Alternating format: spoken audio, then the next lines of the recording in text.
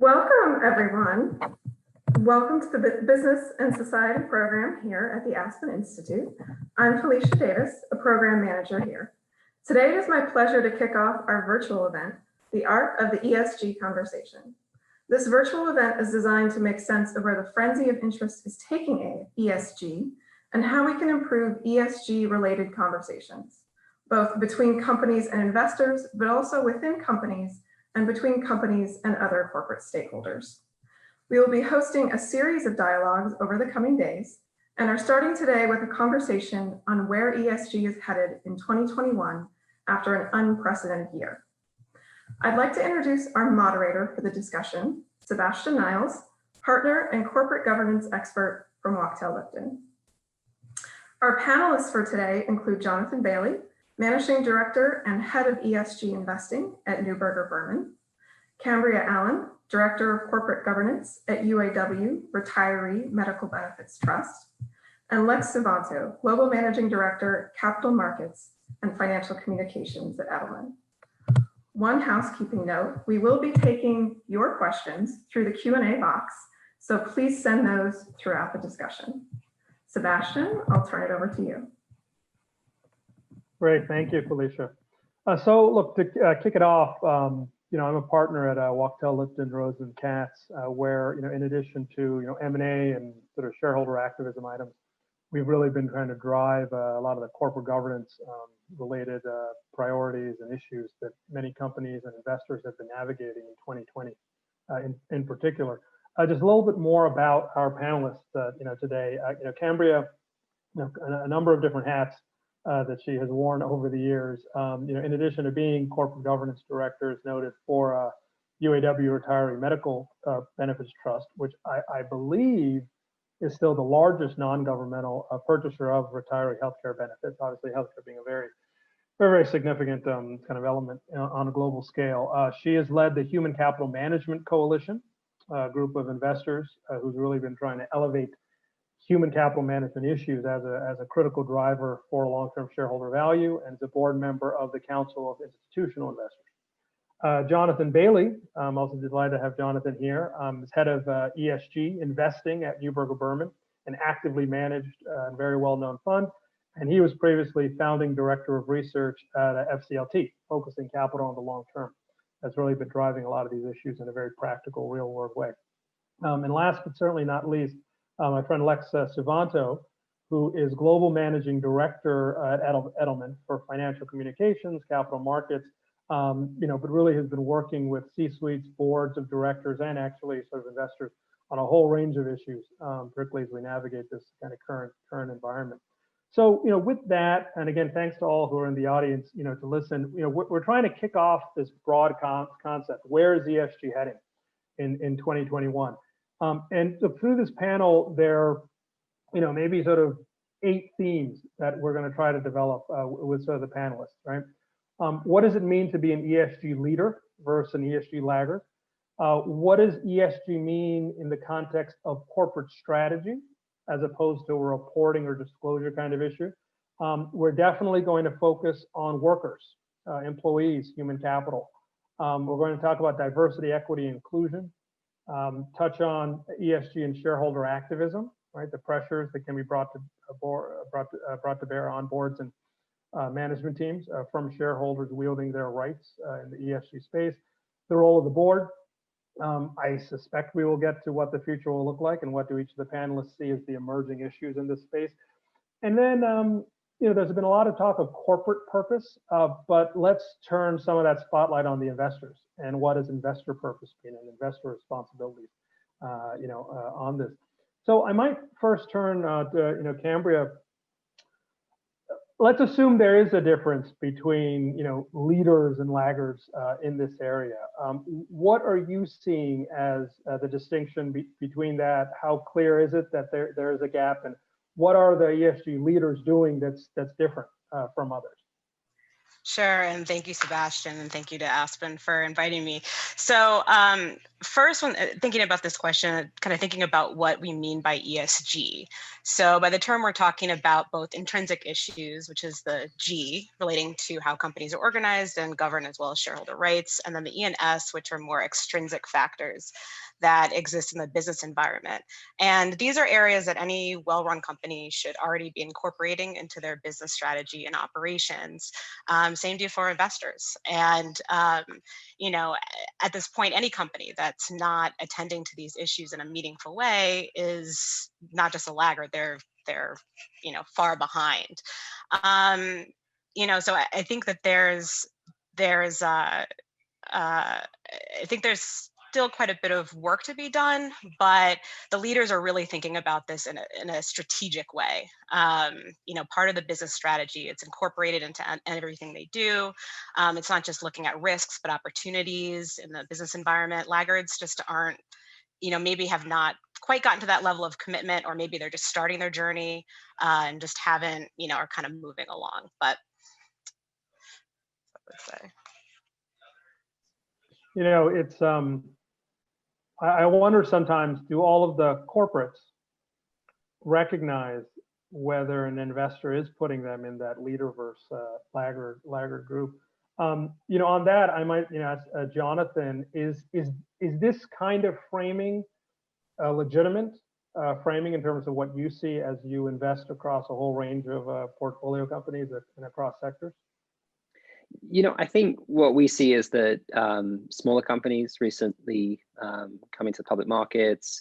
We obviously invest in private equity and lend to private family-owned companies. We invest in markets that have historically been perceived as less mature on their ESG journey, whether that's in parts of East Asia or elsewhere. So we find that sometimes there is a need to talk about laggards who have the intention to improve and are open to dialogue about doing that. But when we think about, you know, markets where ESG has been the topic of discussion for some time, and you see large corporations that have the resources and the capability to actually do a lot on ESG, and they are not, that's where I really sort of get concerned. You know, when we're engaging with issuers, we try and help them understand the materiality frameworks that we use, our expectations, and what we found is that many of the smaller, faster growing companies have a very constructive dialogue, and it might take them a few years to get to kind of leadership status, but we can have that dialogue. Where I worry is in the larger cap mature markets where, you know, maybe companies haven't yet really internalized this and haven't put this at the core of their strategy, and that's something that ultimately has to fall on the CEO and the board, right? That this is, you know, not just a responsibility for reporting or for the corporate secretary, but it's really something that has got to come from the top as part of their choices around how they run the business, how they grow, how they allocate capital. And so there are unfortunately still a few, you know, companies that we'd say maybe don't embrace that as much as we'd like. Sebastian, just picking up on Jonathan, what you were saying, one way to look at a laggard versus a leader is a company that thinks of ESG as a communications task versus a strategic task. Companies that make their head of ESG a strategic role, working with the IRO, working with the CFO, working with legal, working with audit, working with head of strategy and the CEO to make sure that they're to figure out how to use ESG to make the business more sustainable. Another way to distinguish laggards versus leaders is those who think of ESG as philanthropy versus enterprise sustainability. That is a big step for some companies to make that psychological change. And then along those lines, some companies think about all of this as, even more advanced companies think about this as disclosure versus action plan. Thinking about even SASB disclosure, even advanced companies that are just getting into their SASB disclosures, thinking about that as retrospective versus a dynamic tool to literally help make decisions to make the business more successful over the long term. So there are some clear frameworks now to be able to distinguish a company along its journey That said, every company is on its own journey. Every company will progress in the, along that journey. But it is clear to pull out leadership practices at this point. As you speak, Lex, I'm reminded of dynamics of the, is it the external focus? Is it the internal focus? And so much of ESG now has become a question of reporting, right? What do you need to disclose? And yet, at its core, maybe there is a notion of ESG performance, just like you can assess companies on financial performance or operating performance. And yeah, look, I think for a board and management team, and I think here of a lot of the work that we've been doing with companies in this area, regardless of where a company is on that curve of external reporting, right? Are you a SASB reporter, GRI? Are you going to adopt a World Economic Forum? Some companies are starting to say, well, how do we just understand what we are as a performer, across a whole range of areas? And many of the metrics that people are thinking of using for external reporting could actually just be the right metrics to enable a self-assessment, even if a company isn't ready to publicly disclose. And I wonder if we will see more in that regard. So, look, as I kind of highlighted at the outset, usually the spotlight is on these scrutiny is on the companies, but let's turn it on the investors. So, maybe I'll go first to Cambria. I mean, investors were originally, right, you're trying to maximize that stock price and earn a financial return, so on and so forth. Is ESG integration into investment processes optional for investors, at this point? And as you are engaging with a whole range of investors, different styles and types, are you seeing a difference, right? Could you have an investor who's an investor laggard when it comes to ESG? Well, to answer your first question on whether it's optional or not, I just see ESG as part of its investments. It's part of the process. It's just part of it. We talk about these things as separate, but I think that's really just a spotlight what considerations that any good investor would be considering anyway, and really to encourage companies and our managers to help us understand how well they're doing so we can make better decisions on how we direct our capital, how we vote our proxies, how we engage. So that's kind of the first thing. I mean, in my orbit, probably not a representative sample necessarily of the entire, investor universe. I mean, the folks that I typically work with are probably more on the leader side. But and I think that I would say trend-wise, even there, I think the sophistication among investors on these issues and how to integrate them and how deep are you looking? I mean, even looking at, diversity for brokers, looking at diversity in your asset managers, looking, a lot of these issues, I think the conversation's becoming much more richer, basically, more sophisticated than it has been before. And, looking at more systemic issues versus just kind of a company by company approach. I think that that's definitely a trend that will continue. That piece of, to what extent is ESG have systemic aspects? To what extent is it individual company? To what extent is it sector industry specific? Right, and what's global? I think there is certainly so much to unpack there. And I think, Jonathan, similar theme, but maybe you could also take it in the direction of, when you think of investor side, is it optional? Is it table stakes? Leaders, laggers. Are investors looking to understand the forward-looking aspect, right? Just like people say, I want your financial guidance, quarterly guidance, annual guidance. Well, are investors going to start thinking about, hey, where will you be on ESG over some meaningful time frame for value creation? Yeah, you're absolutely right. I mean, to take the issue of climate, the objective, scientific constraints that we have to operate within means that, you know, increasingly our clients are asking us, and we're asking the companies that we invest in, how they're thinking about transitioning to a net zero future, and whether we ultimately believe that that's a credible plan, you know, and do they have the right interim targets, and so on. And so there's, you know, there's a wide range of different approaches, but I think that's going to be an area that, you know, cuts across sectors. Clearly, some sectors have more material risk there than others, but it's clearly something that is an economy-wide shift. So I think you're right. There are those sort of forward-looking aspects that are increasingly a focus. But I'd also say even things where there isn't necessarily a kind of planetary objective, right? You know, the number of Japanese issuers that we engage with who have set gender diversity and inclusion targets, right? Sadly, often way below where I think we'd all like them to be, but you know, working towards objective improvements in diversity amongst management and board members. So I think we are seeing more of that forward-looking view. There's obviously challenges from a legal and regulatory perspective about some of those types of things in the US context, which we hope that over time will be addressed, or at least that's the reason some companies give for not providing those forward-looking statements.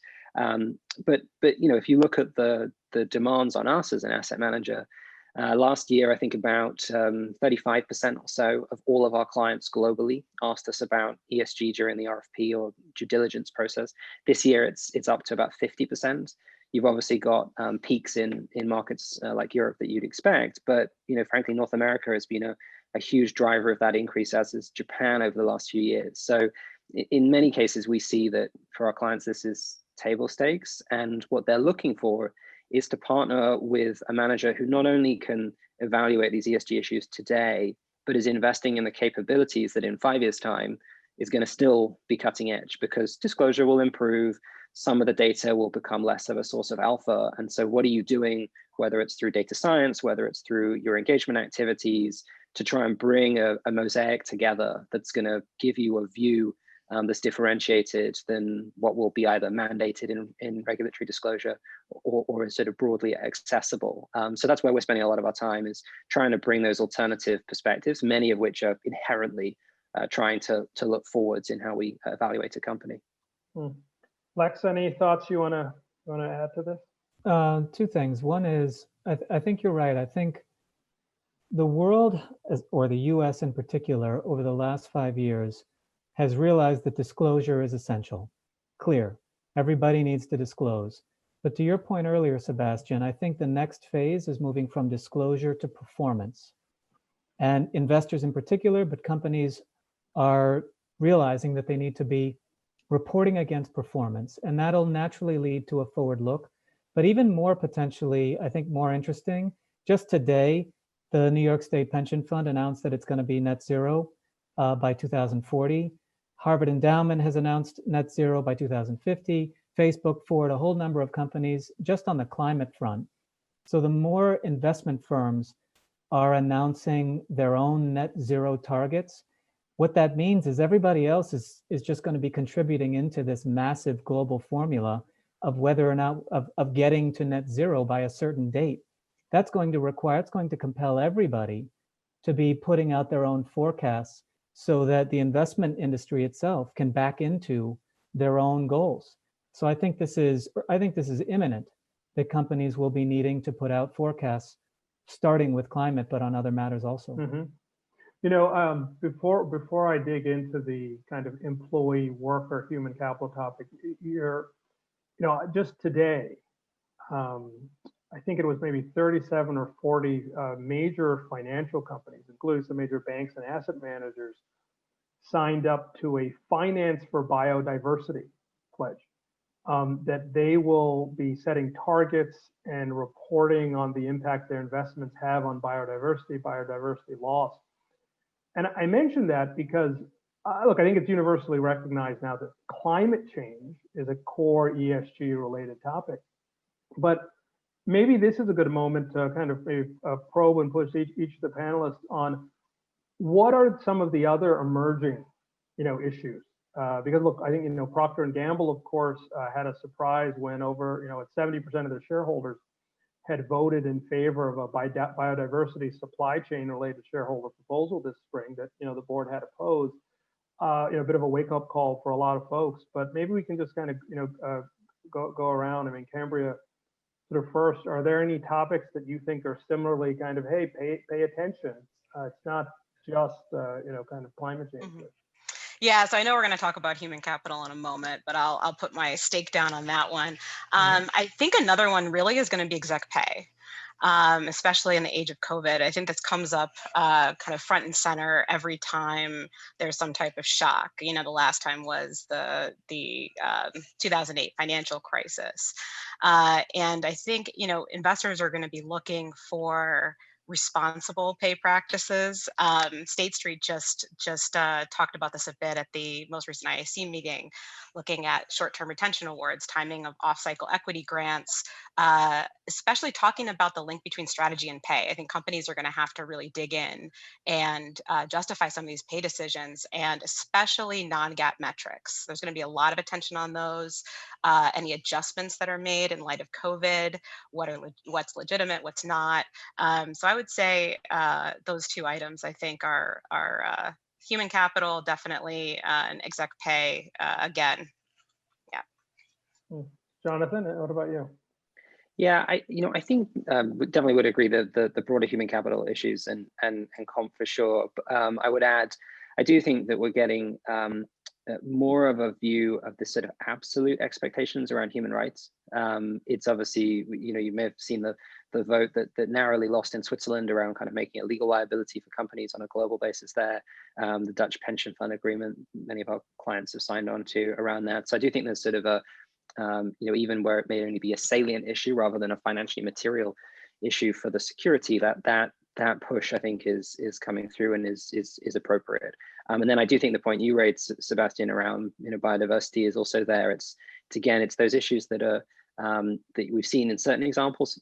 Palm oil has obviously been very prominent in the relationship with deforestation and species degradation. But I think kind of conceptualizing it more broadly and understanding how companies are interacting with systems, is something that I think we're going to see more scrutiny on.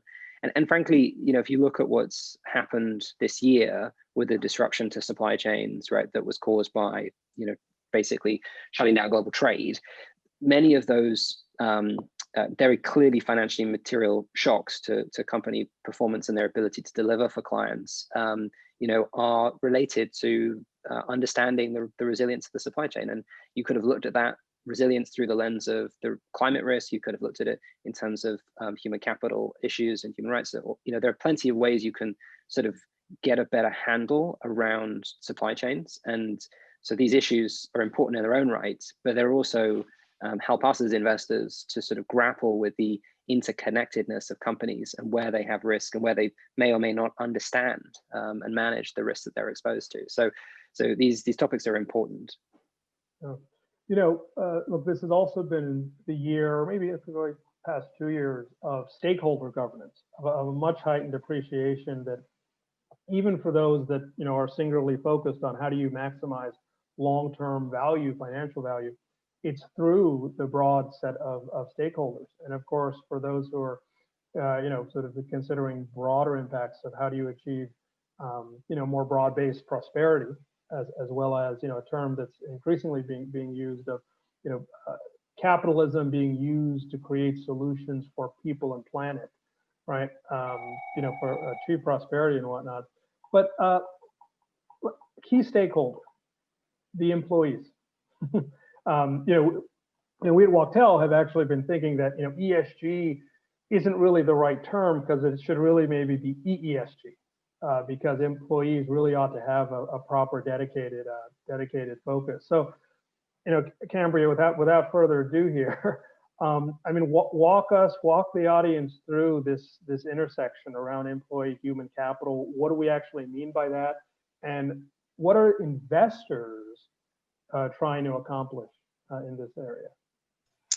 Yeah, sure. So to start just at the beginning, when we're talking about human capital, we're talking about the collective knowledge, motivation, skills, and experience of the workforce. So this in and of itself from the investor perspective, from our perspective, we're talking about something that's an asset at the firm, and it's become a much bigger part of value creation over the past several decades. And so you mentioned the Human Capital Management Coalition, which we started in 2013. We're now at 32 investors representing over 6 trillion in assets. And we came together out of concern that investors, we really hadn't vocalized concern about how companies were managing their people. And that kind of defaults into the way that talent is reported on or considered, in financials, which is cost to be minimized versus an asset to be invested in and grown. So that's sort of what kind of what underlies our work. And then in 2017, we filed a rulemaking petition to the Securities and Exchange Commission, making the investor case for a better human capital management reporting, which culminated in the August 2020 rule. And I would encourage anyone to read that. We really wanted to make a strong investor case using research to discuss, how people build value in organizations. And really since then, we've really been pushing on the disclosure side. What we're looking for is a balanced approach to reporting. I know we've talked about, information since the beginning, but we really view we need information that's clear, reliable, consistent, comparable, and timely. And we just don't have that. I think that's an issue that plagues a lot of kind of ESG type reporting. But in human capital in particular, we can't make heads or tails of how companies are dealing with COVID. So it's a really big hole that we're trying to deal with while we're still trying to understand, what's the quality of human capital management. That's a proxy for management, period. How well are you? How well is the firm able to create value from those talents? It's interesting. I think we have I don't know, maybe 50 or 60 public companies now that have filed their first annual reports subject to the new SEC, standards that do, from a materiality lens, do speak very clearly to greater discussion of human capital resources, objectives, and the like. But let me sort of put folks on the spot, but a question. So, a few companies have started to have standalone human capital management reports. You also have companies that in their proxy statements have talked about executive compensation, and benefits for years. When a company is thinking about what to disclose around the concept of human capital resources and objectives, is it really just a recap of the CDNA, the compensation disclosure analysis from the proxy? Is there something else that people are trying to get at? Go ahead. Yeah, I think I was just looking at a report from Fred Cook the other day about the quality of disclosures that we're getting based on the SK rule. And I think, as expected, they're all over the place and not particularly helpful. So in large part. So from our perspective, we were looking for 4 baseline metrics that we think are universal to all companies to help us just get a baseline understanding of how well are you doing, what are you working with? And those included total cost of the workforce, number of employees, but broken out by full-time, part-time, contingent labor, turnover, and also diversity, especially with a focus on diversity among senior management. And I think what we're seeing with those 50, 60 or so disclosures that have come out is that we're not seeing a lot of that. And in companies, I think it's a good practice for a company to talk about their people more broadly. But a lot of companies have been doing this already in their CSR reports, et cetera. I mean, we wouldn't have asked for this information if we were getting it already. And, I'd really encourage firms to go beyond sort of, people are our most important asset. And we look at things like turnover, diversity. I mean, give us some specifics. because just from what we're seeing to begin with, I think the result is pretty expected, which is what are human capital resources? How much specificity should I put in? Just as an example, I was talking to a company last week about the SK disclosures, and she said, we're working on them, and I said, oh, that's great. We're looking for information like turnover, and she's like, well, I don't have to report any of that. So I think that is going to be a big concern for investors. There needs to be some clarifying information that states, what the expectations are, because at this point, I don't know, the quality of what we're getting. I think it's all over the place. Yeah. Sebastian, if I might just jump in, because I think one of the things that sometimes I feel like corporates forget is we're making decisions based on our best estimate of turnover, right? We're not, just because someone doesn't disclose it, doesn't mean we're like, oh, that's fine. You must have, industry leading turnover practices, right? I mean, that's just not how it works. We use data science, we use other proxies, we use qualitative assessments. We build up a view of that ourselves, and it might be wrong. So, it's better, frankly, for companies to tell that story themselves, to put that information out there and help guide us as to what they're doing to manage what is clearly a material issue, frankly, for any company, but particularly in certain sectors, whether it's quick serve restaurants or whether it's in the software industry and others that are so dependent on human capital.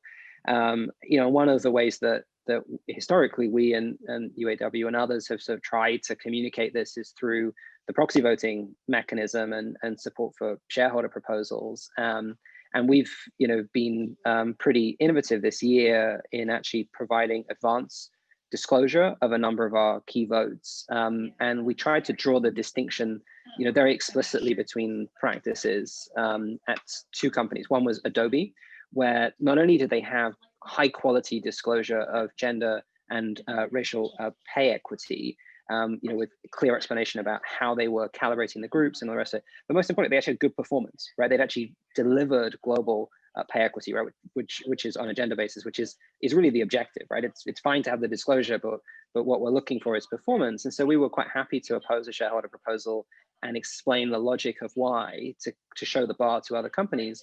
Whereas at Cigna, not necessarily a company that we think of as being particularly bad on performance, but the disclosure just wasn't as good, and they hadn't reached that equity level. So there we were public about supporting a shareholder proposal on the same topic.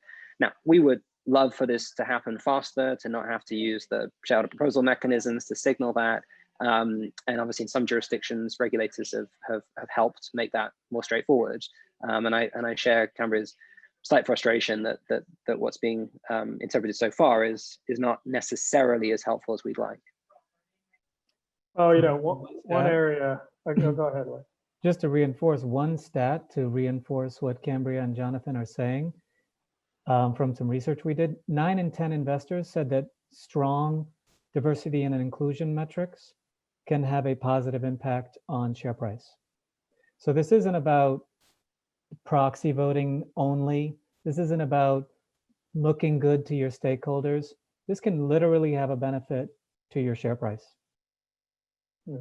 Well, it's interesting. I mean, when it comes to the matters of diversity and inclusion and equity, clearly this year, certainly in the U.S. Since the death of George Floyd and others, but even globally, much more heightened attention, right, to matters of racism, of discrimination, racial injustice. You've got CEOs, companies, investors, nonprofit actors, everyone saying, "Hey, we need to address these items with some urgency."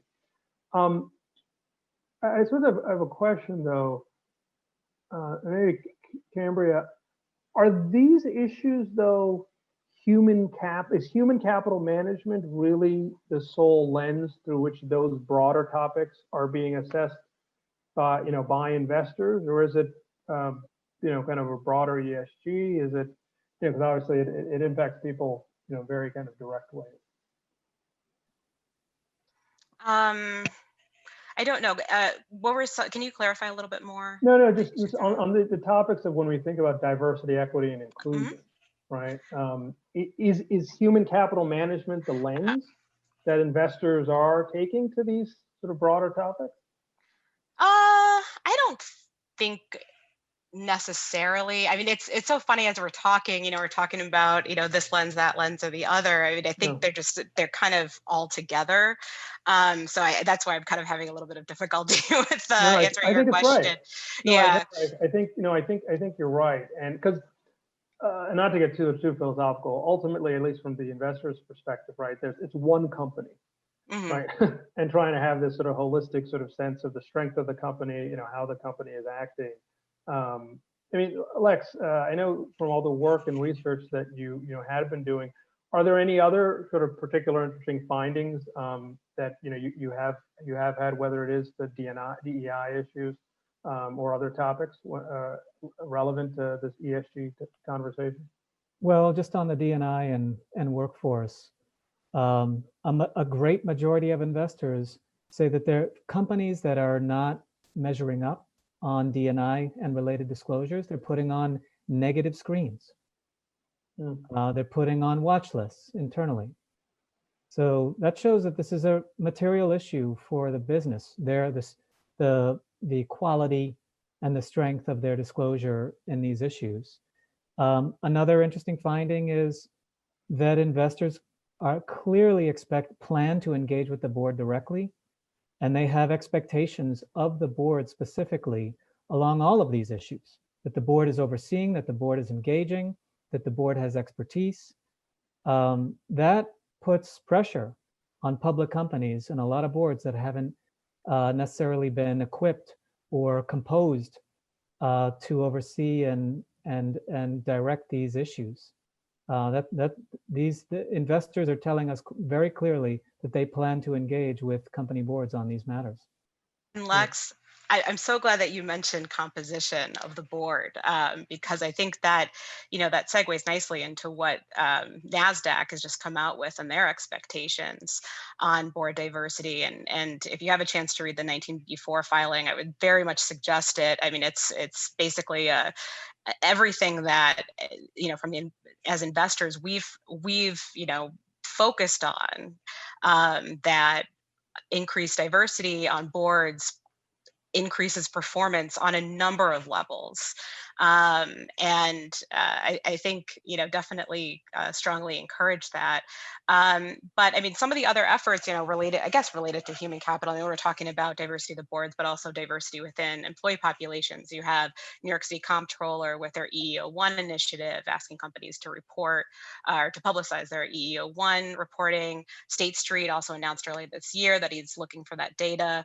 To the ratings, S&P Global Ratings stated that racial inequity is becoming a material issue and that they'll look at firms through that lens. So just to echo what Lex is saying, this is all these issues that we're talking about, this is really about the bottom line. It's about the ability to earn return from our investments. It's, that's the lens. Yeah. One of the interesting to add to that, so boards are expected to oversee these issues and help direct companies in the right direction. But if the board itself doesn't embrace, isn't reflecting, isn't recomposing in order to clearly do what's right when it comes to diversity and inclusion, it will have no authority in the eyes of its stakeholders, even in the eyes of its employees, which really reinforces the importance of boards themselves advancing their own composition, embracing these issues in order to enable the company to do the right thing and have true trust on these matters. This area of the board and the accountability of boards, spotlights on boards.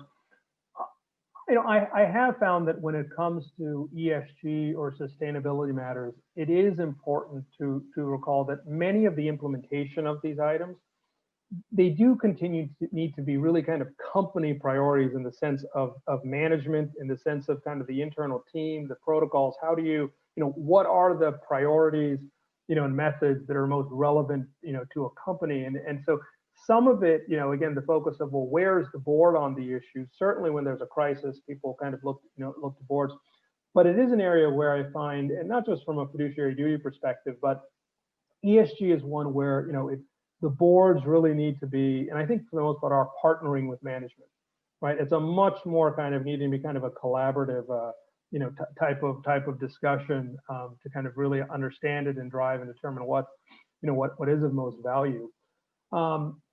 you know, on this topic of boards and investors, look, one area of friction, and you know, it has historically been the, you know, the activist hedge fund, right? You know, sort of the economic, you know, activism, the proxy fights. You know, you have situations where, you know, certain shareholders will be, you know, running campaigns, you know, against companies, and you know, much of it has often been, you know, either corrosive or promoting sort of a short-termism that can be destructive to long-term value.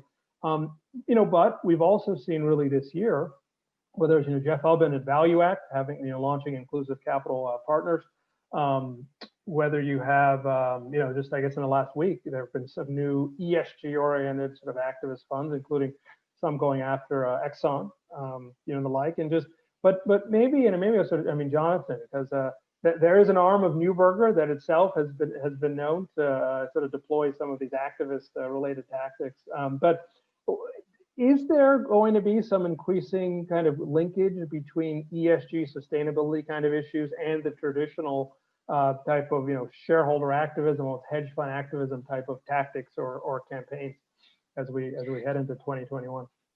Yeah, I think the answer is yes. I think the thing that you've always got to be a little bit careful about is how much of this is sort of some new clothes on an old approach, and how much of it is coming from sort of a deep understanding. I was struck during, you remember the discussion about the potential takeover of Unilever, that of how much the hostile bid sort of wrapped some of the ESG language into its proposal. So they, you know, they recognized, obviously it wasn't successful in the end, but they recognized that that was important, despite perhaps not being perceived as having been so focused on that in other transactions historically. So I think you know, whether it's the SPACs that have appeared that are sort of calling themselves impact SPACs, or whether it's the hedge funds that have launched or tried to launch impact strategies, you know, some of them, and clearly Value Act and Jeff Ubben have proven that they're serious about this, but maybe others who want to just have a little bit of healthy skepticism. You know, I go back to our approach, right? We don't have we don't go search for targets, you know, because we want to be an activist, but we are willing to use activist tools for companies we've been invested in for a long-term perspective, where we think it can help our clients. And you know, one example that we've talked about publicly in the past was Whole Foods, where it was actually employee turnover that was one of the key metrics that led us to have growing concern about the way that the company was managing, whether it was growing too fast and that there was a lack of discipline around capital allocation. You know, so bringing it back to sometimes these E&S topics, right, can be insightful in helping you come to a conclusion about whether or not the strategy and management's focus and the board's oversight, you know, is appropriate. And in that case, I think everybody knows the end result was the company got bought by Amazon. So, you know, I think you're going to see the language of ESG appear much more common. I'm sure you'll see funds raised specifically around this. But I think at the end of the day, you know, ESG is relevant in the short term, but it's particularly relevant in the long term.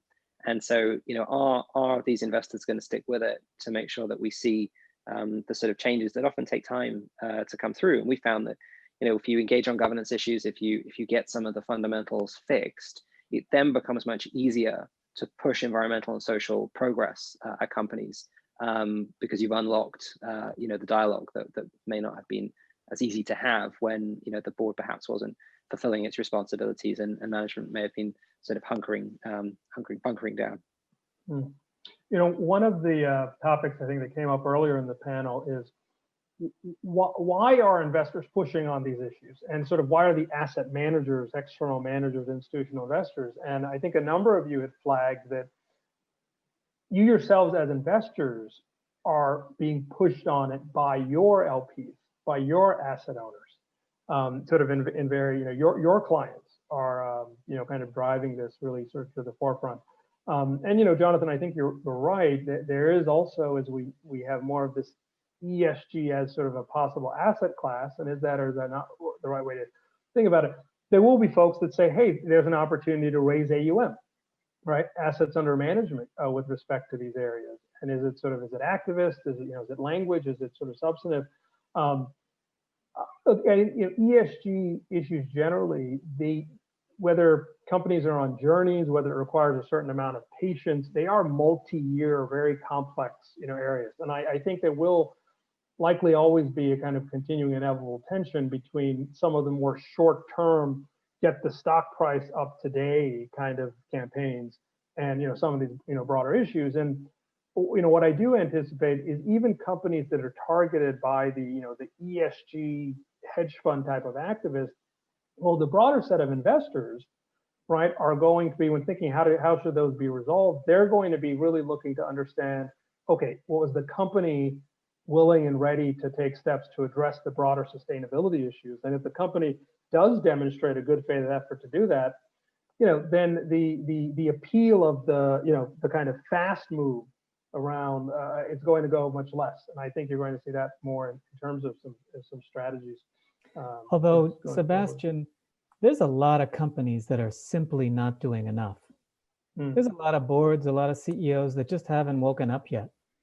So there's some short-term money to be made by investors coming in to capitalize on that gap. So, as we all know, investors are starting to draw a straight line between some ESG issues and financial performance. They're going to capitalize on that. It's ultimately, one could argue, about economic returns.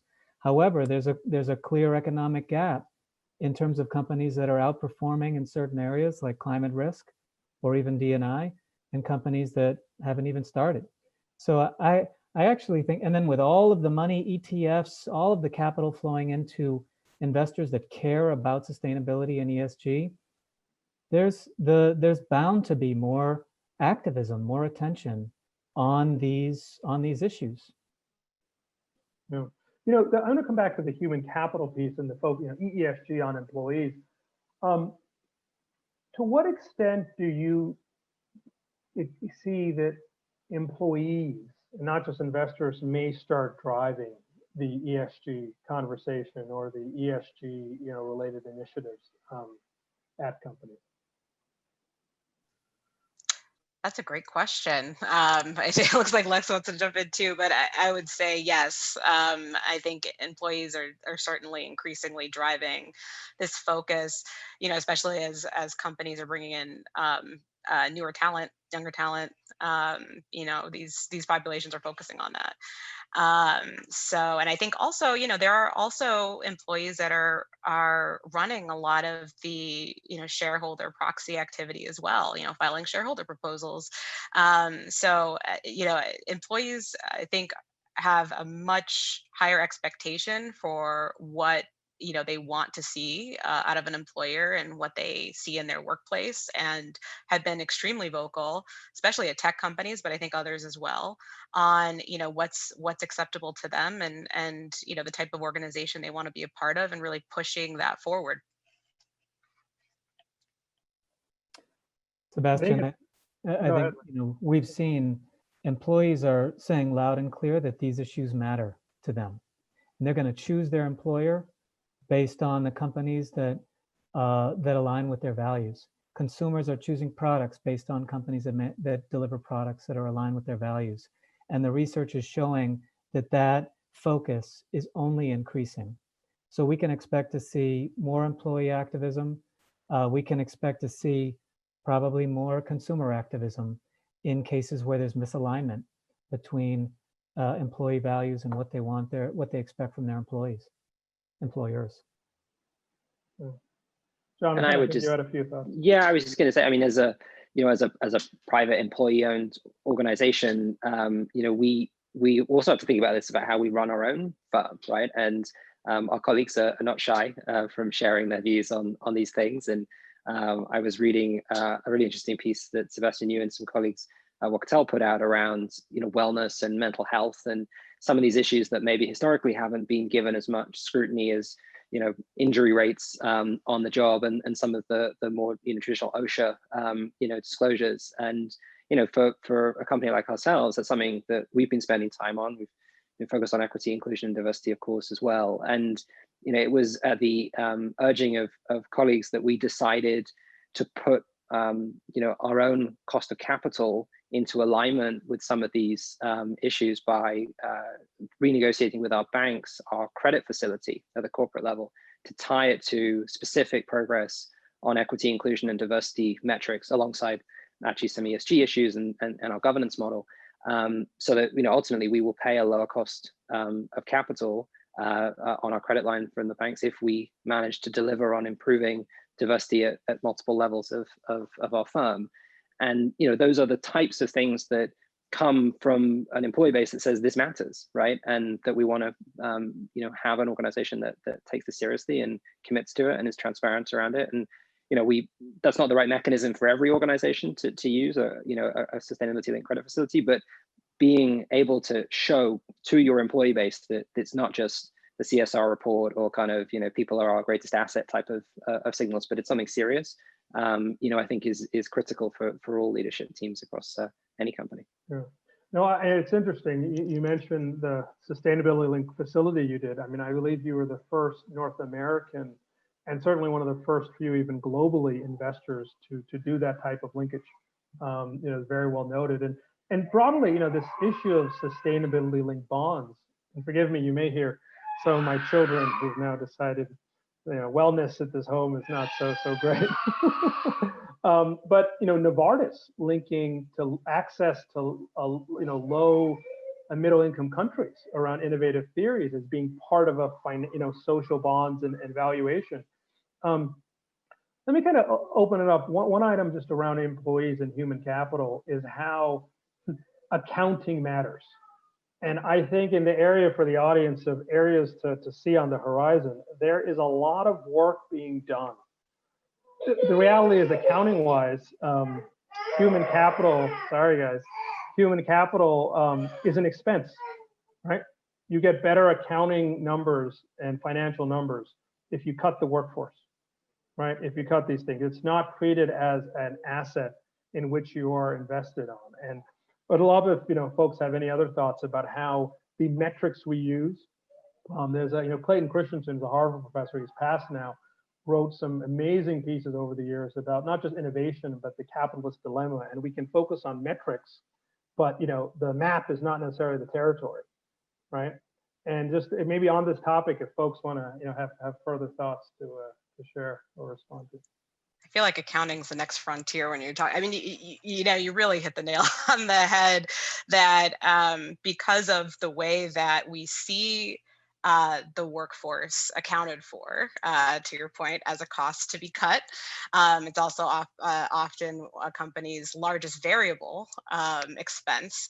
It creates incentives that I think are misaligned with what we want to see as long-term investors looking for our companies to not just survive, but thrive, 10, 15 years down the road and more.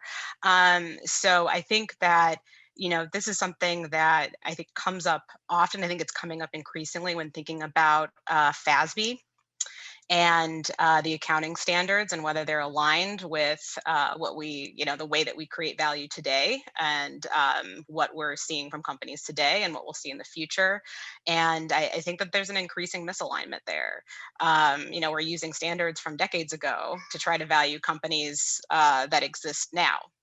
And so I think that I know sometimes accounting can move at a slower pace, but I think we're at the point where we really need clear, consistent data to be able to make those decisions going forward. And it's we're just not getting it right now. One area well, some of the audience may be familiar with the SDGs, the Sustainable Development Goals. I think some folks have often viewed these are important, but they're kind of do-gooder type of items. The reality is, I mean, there's now a task force of chief financial officers, CFOs, who are very focused on how could companies allocate capital against the SDGs. You have investors that are now thinking of KPIs that these SDGs can actually be mapped towards some ESG priorities, sustainability, perspectives. And companies also are starting to think about, hey, can this be a type of framework? It's not, as specific as, say, the World Economic Forum has these new stakeholder capitalism metrics around really great metrics. But let me turn it to someone asking questions. Well, again, one of my daughters here has views on all these issues.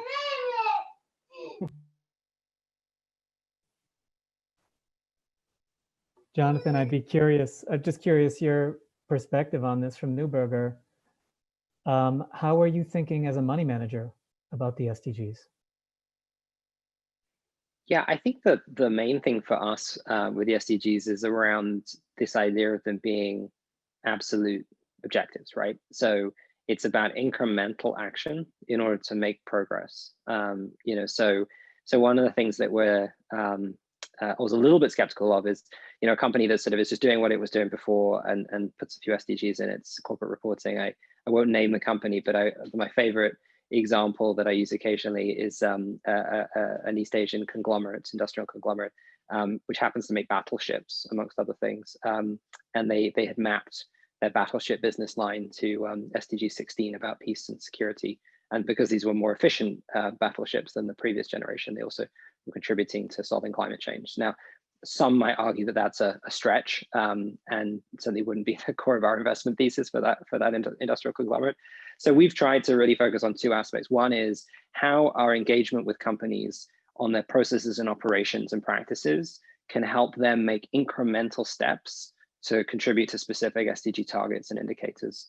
It doesn't have to be a glamorous company. Literally, one of our success stories is a company that makes kitchen cabinets, but because they use a lot of wood, thinking about how they use reforestation, thinking about the use of recycled content, right? That can actually make it a tangible contribution to the relevant SDG target around reducing deforestation and improving reforestation. And so that's like a sort of not particularly sexy, but actually quite tangible example of how we can do it. And of course, we also have strategies that invest in companies whose core products and services generate measurable positive outcomes, which may be aligned with the SDGs. Think of our investments in solar panel manufacturers or in companies in the education to employment space or in healthcare, or in the municipal bond space in the US, right, where you're actually helping communities, many of which have been hit so hard this year around things like education, public transportation, clean water, and so on. So we've tried to sort of go down to the uses of the capital, the products and services, and then our role in engaging. But of course, this is a framework that clients are using and find helpful, and I think it's been very powerful as a way of kind of coalescing the public sector, private sector, nonprofits, around a set of objectives that are clearly so important for the world. I think we're wrapping up here on time. I think everyone knows the Aspen Institute will be doing a number of these. This is sort of just kicking off the art of the corporate investor ESG related conversation. I think we might end just on a note around the spotlight on boards of directors, on these issues. It's very notable. We've been doing a lot of work with boards around how do you situate oversight of ESG, sustainability, human capital, corporate culture, diversity, equity, inclusion, all these issues. What does that oversight really mean across board committees at the full board level, as risk oversight, as kind of opportunities, for the business kind of going through? But maybe if each of you, sort of as we conclude, if you have just one thoughts for board members, many of whom I know are in the audience around these issues. Maybe I'll give it to you, Cambria, first. Sure. I mean, I think the key is to make it very clear what those responsibilities are and assign them. So one of the ideas that we've been looking at, actually a colleague of yours, Sebastian, Leo Strine and Kirby Smith, have come up with a framework that would house compensation decisions about the whole workforce, not just looking at the CEO and the NEOs, with the compensation committee. And that's one thing that we've talked about a lot. We're actually have drafted shareholder proposals based on that. And it's a good way to give that responsibility to the compensation committee. Yes, it's a whole board responsibility, but when you narrow in and you make this is what you do, I think that's one key piece, and helps get away from sort of, we oversee culture and tone at the top and all this other stuff, to really get the boards to dig in on these issues. Yeah, I would say that one of the things that we look at very carefully is board charters, right? What are you saying, and what is not in the charters, and so presumably is not being managed. And in our advanced disclosure initiative this year, we We referenced companies where we felt they'd said that certain committees had responsibility for certain things and they hadn't fulfilled that oversight. So, you know, charters aren't, again, not the sexiest topic, but like worth going back and looking at. And, you know, I'd point to a company like Microsoft that has some class leading, you know, views on that, for example. So that's one thing. Second thing is, you know, we don't see these as sort of the, you know, you hire the one person on the board who's supposed to sort of cover environmental issues or cover human capital, right? These are if they're material issues, they are therefore the responsibility of the board as a whole to grapple with. And you know, and so we said a couple of years ago, we really would expect that if we're having a dialogue with anyone on the board, frankly, they would know what SASB is and TCFD is, and how that may or may not be relevant to their particular sector and industry. So, you know, think of this as being just a core part of strategic vision and strategy for the company, and of oversight. Lex, last word. You got it. The consequence for boards and for companies and management teams, but specifically for boards, the consequence of not doing this is becoming material. We're starting to see lawsuits against boards who do not have sufficient diversity on the board. We're starting to see states and countries institute regulations and expectations along these lines. We're starting to see employee activism rebel against company boards and submit shareholder proposals against boards that do not measure up on these fronts. So we all agree it's important, but boards need to recognize that the consequence for not staying ahead on these issues is rising for them in particular. I think with that, I want to thank Cambria, Jonathan, Lex, and as always, the incredible team at the Aspen Business and Society program. I hope the audience tune in to the next set of panels. And Felicia, back to you. Thank you for having us join you. Yeah, absolutely. Thank you so much, Sebastian, and to our fabulous panelists. And thanks to everyone who joined us today. As Sebastian mentioned, we'll be hosting another Art of the ESG conversation webinar next Wednesday. And that will feature the expertise of Joe Wolk, the CFO at Johnson & Johnson, and Brandon Nelson, GC at JetBlue, being interviewed by our own Judy Samuelson on going beyond ESG scores. So that will be the 16th at 12:30, and we hope to see everybody there. And thank you all again.